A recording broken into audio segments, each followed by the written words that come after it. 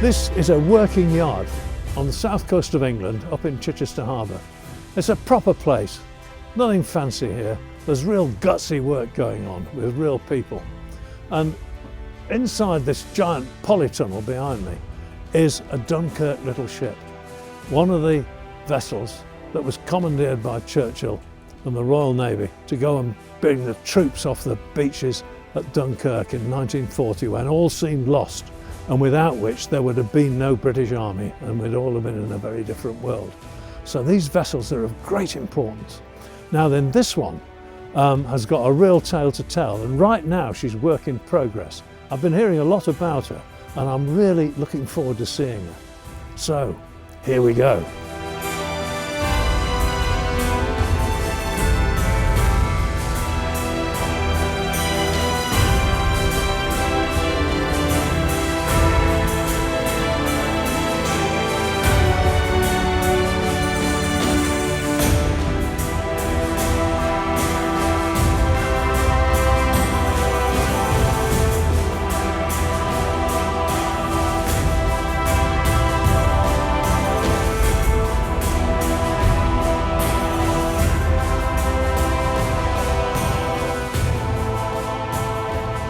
Hi guys. Hello. Hello. I'm Tom. I'm Clive. Hello Clive. Very nice to meet you. My younger brother Ollie. Ollie. Nice to meet you, Tom. A great friend Simon. Simon.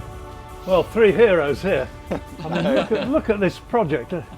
It baffles the mind really how you can get stuck into something like this. But listen, how did it all start? I mean, how do you come across a vessel like this? But they're not hanging up on pegs outside the shop, are they? No.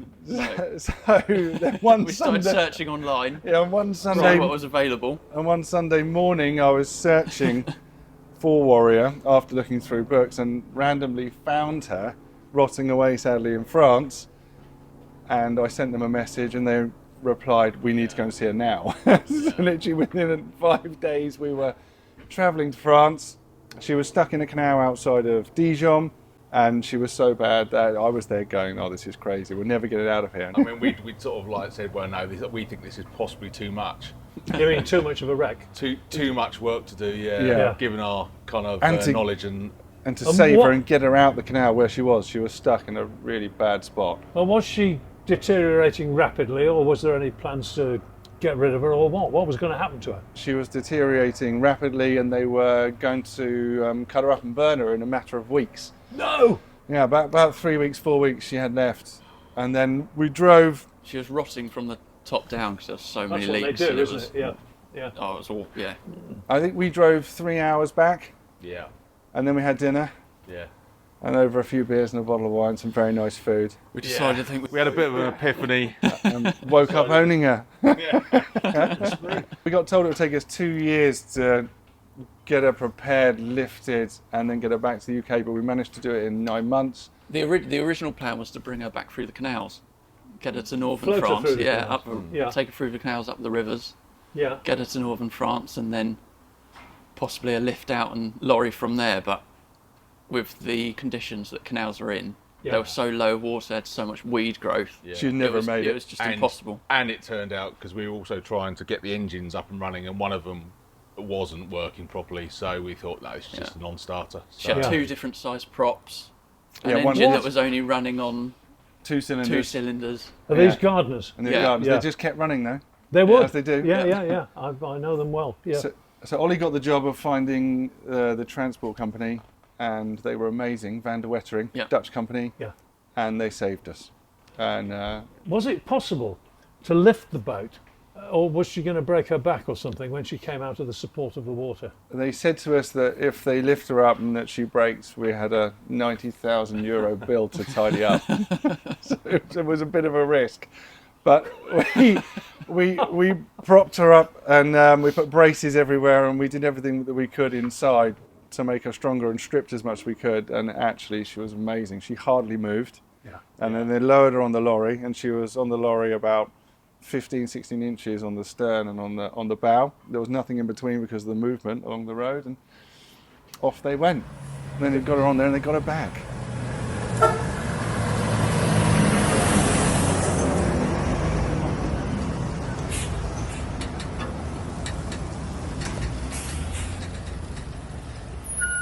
So here she is. So you built the shed round her, I guess.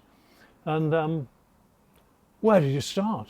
Do you have the skills yourselves to do this? We don't. A lot of cleaning. A lot of cleaning. A year of cleaning and No. stripping. Yeah, Yeah. it was Endless. full of just oily sludge, filth. Yeah. So how had she got into that state? What were they doing, the previous people, to get her into such a mess? We believe that she was moored up for 7 years. And yeah, then used as a, I and think then- she was used as a it was houseboat. pretty much deserted. Yeah. Yeah. And they had just left. Just neglected really. and left Right, everything. and the oil changes and things. were- Straight into the bilge. Oil straight into the bilge when they Which change. is it. what it So, seemed yeah. like, yeah. Do you know, you hear about people, I've never actually met a boat that's had that happen to it. Goodness me. The smell didn't leave us for a year. No. It stayed with us. Yeah, it was awful. The clean-up has been an awful process. And were there any treasures in there that you found, in amongst the detritus? We did find the old emergency tiller, beautiful bronze old tiller arm. We have so many fittings. We have loads of old hatches. We have the beautiful old wheel that we believe is original. Yeah, looks like it. You don't get that quality now. No, do you? you definitely don't. No. And then there's loads fixtures, fittings. Even the flag box was in there. The Oh, the signal flag box, signal yeah, flag things box. like that. Yeah. Lots of I things. mean, I'm looking at the lovely photograph of the boat there, as she should be, and I can see all sorts of things that would be really hard to replace, like the lovely oval port lights. What about those? Yeah, we have them. Yeah, You've got them. we've got them. Even down to the eyelashes over the top. Yeah. The thing that diverts the Beautiful water. and Yeah. bronze. Yeah. Golly. So you've really got a good kit here to work with, but the actual structure of the hull. What about that? Double diagonal teak, and it's the old naval pinnace. Yes. Open launch from around about 1912. Yeah. And they built on top in 1930. And this article here shows you at Risden Beasley. This article, September the 27th, 1930. Yeah. That Commander Harbord had her built on an old naval pinnace. So he dropped the yacht onto the pinnace, basically. That's it. Yeah. And 1930. So that was the first time. Did he buy her from the Navy? We believe he did. I believe he did, yeah. Yeah. Okay. And then this is what they built, and that was her in 1934 outside of Cowes. That's just brilliant, isn't it? I mean, it's a lovely, lovely vessel. We've been told that the Indian Warrior Head is in a local pub. We haven't found it yet. I wonder which pub that's in there. In Cowes. somewhere in the south. Oh, I But see. we'll keep It's our searching. mission to find it. Yeah. Yes. Yeah, that would be wonderful, isn't it? Because the shape of the bow is very unusual. Do you think that was where the pinnace ended? Do they kick that little bit That's of it. clipper onto Yeah. it? That's it. Yeah. Yeah, and we've redone that. We can show you. Yeah. That was a bold move, wasn't it? And that was the but the Admiral, was it? Yeah. Was he? Yeah, by this stage, or Yep. was he still a commander? No, he was a commander. Yeah. Yeah. And how did he get the name? We believe that, so he was the commander on board HMS Warrior from 1905 that got sunk in the Battle of Jutland. Oh, Was that really? 1916? Yeah. And we believe that he named his Executive officer. his boat Warrior after HMS Warrior, which was Right. also named after. The Warrior that's Warrior in in Portsmouth, Portsmouth. now. Yeah. Well, blow me down. Well, that's a noble thing, isn't it? Yeah. You've got to keep that, haven't you? And the stern's an interesting shape too. That doesn't quite look like a pinnace to me. Has something changed there? Yeah, no, so a beautiful curved stern was put back. Yeah. After this actually got blown off in the war, Oh, and then we rebuilt it. what was that at Dunkirk? After Dunkirk, yeah. Uh-huh. After Dunkirk. Yeah. So there's it says online in some other books that she got blown up in the Thames after returning from Dunkirk. There was also somewhere where there was another bomb in Portsmouth. Yeah, a bit of a conflicting story there. We're not sure whether it was the damage was done in London or in Portsmouth. Yeah. Yeah. But Goering blew the back off, basically. Basically, yeah. What's in that bag there? So this is an old white naval ensign that was flown during the whole evacuation of Dunkirk. In the notes, it says that they managed to fly it the whole time. They never had to take it down.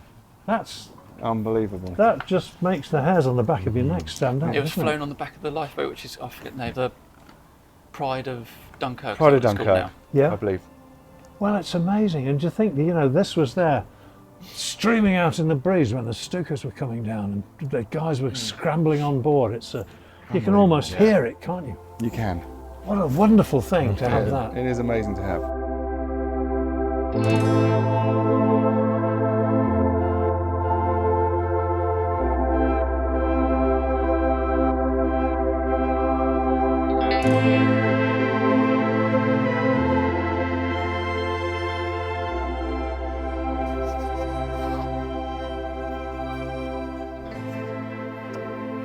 Hello.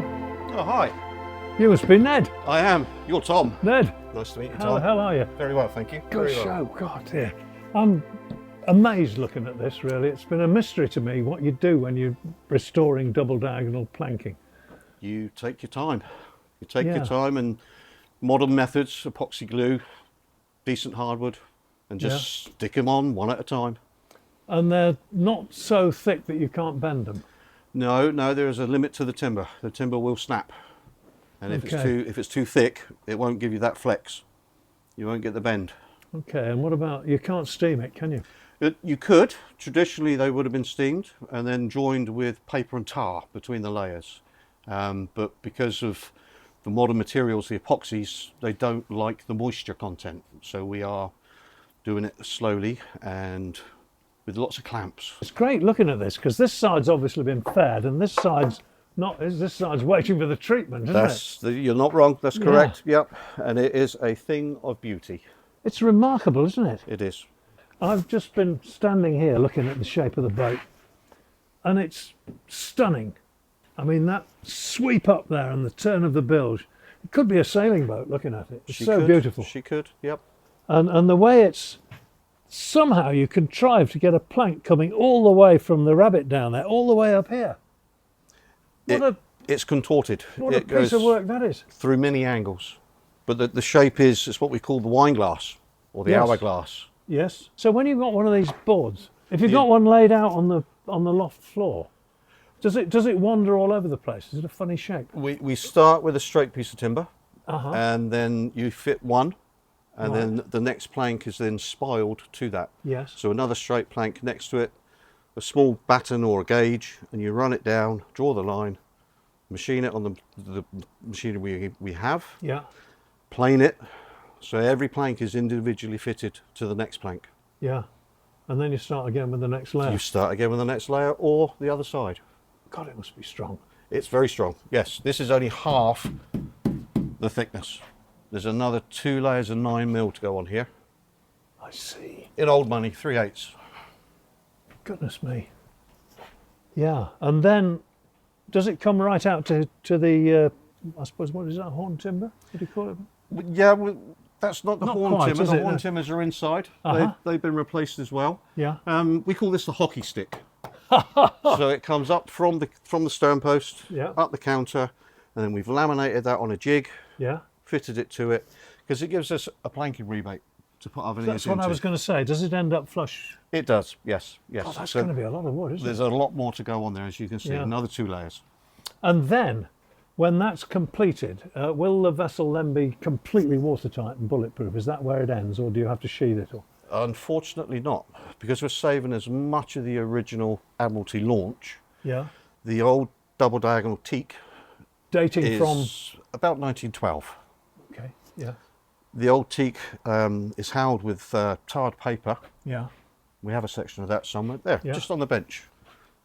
So that's what we found between the layers, because up the front we've had to remove the outer layer so we can then tie the new structure into the old structure. Yeah.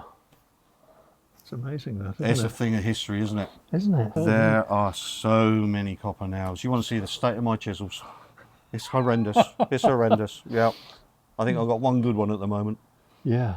And inside, the backbone, the frame of the boat, I'm looking at the frames here. They're big, aren't they? Are they steamed timber? They are. So we were lucky enough to find some elm. And Elm? Elm, yeah. Her main frames Yeah. in the bottom of the bilge, they're 3 inches by 3 inches in section. And then they taper up to 3 inches by 2 inches.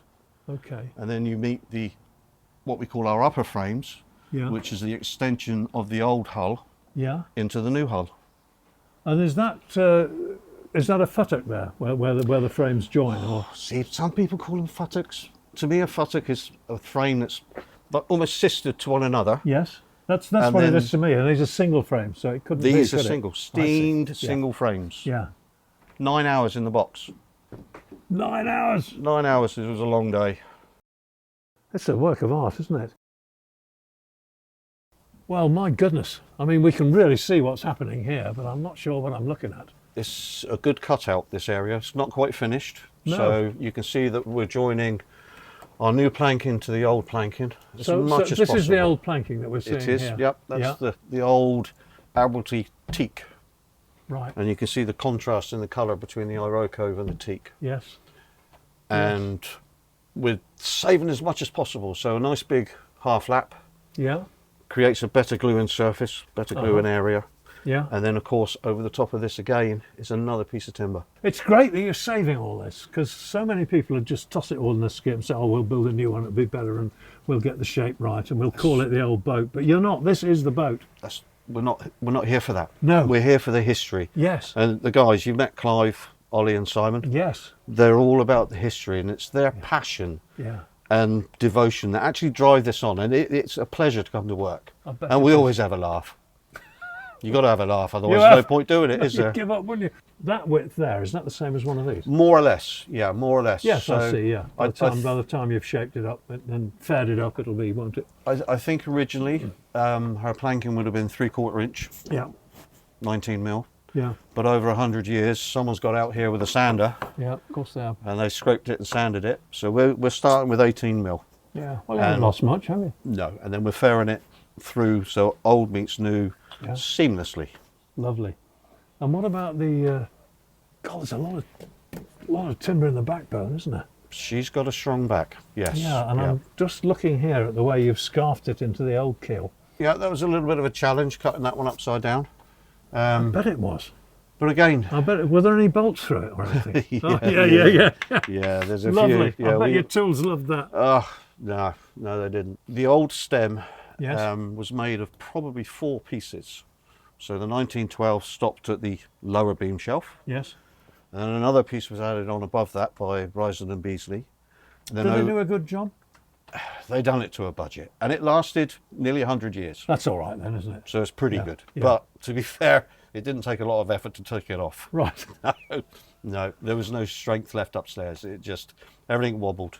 The first time I come to the boat, I walked up the stairs, I grabbed the side of the boat Yeah. and shook it. And the guys had made a light to get her here. Yeah. But I shook the starboard hull, midships. The bow wobbled at me, the stern wobbled at me, and the port side waved back as well. Oh my goodness me. And we, as you can see, we have a steel skirt that holds her up. Yeah. We had to level her. Yeah.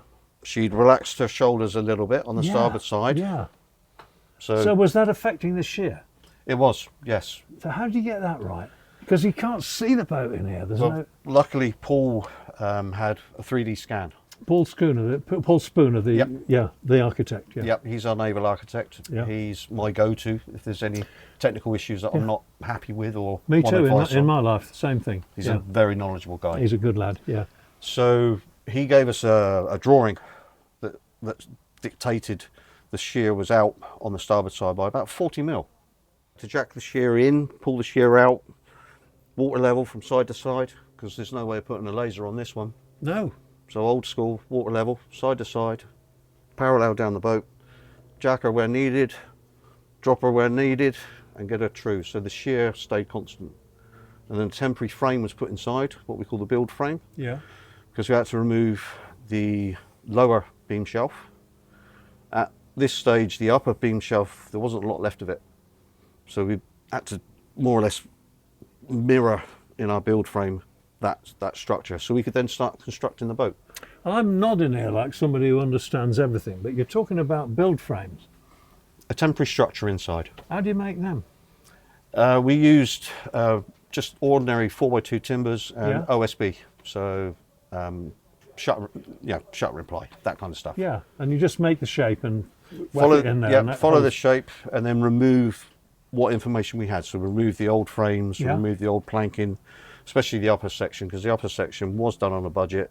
It was softwood, Yeah. iron nails, not very pleasant at all. No, and it lasted all that time. It did, but then at some point, somebody put a load of fiberglass on her. She was sheathed on the outside, and the back end was also heavily fiberglassed over the frames. So one thing you don't do is encapsulate timber with fiberglass, because it rots. Yeah, Any of course it moisture does. and it all rots out. And you end up with a nice hollow box. A nice hollow box with no strength left. Yeah. I suppose in a sense it's this bit that's interesting to me. We can see what's happening here. It's a big piece of wood with a curve and you've done a bit of laminating.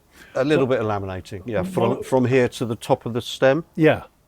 And it's a beautiful thing when you look at it, the way the stem finds up there and the shape of it. It's three-dimensional, isn't it? It is. So this was laminated on the back of the boat. After removing the upper frame section from the 1930s, we put a temporary board down and then we bolted some metal brackets onto it. Yep. And then we laminated in a series of, if you like, hits. So I think there's about 20 laminates here. Yeah. So we've done 8 or so at a time. Hence the number of clamps that are on the job. Yeah. Yeah, And I've seen it. And it was Christmas before last that we walked this section from the back of the boat. All of us, we walked it up and we dropped it in. And it fitted. It was close. A little tickle, a little whittle Well, a here little and there. Nice. Okay. Well, thanks for that, Ned. I'm much enlightened. Well, it's been my pleasure, and you're welcome any time. But before you go, you must have a look at that stem.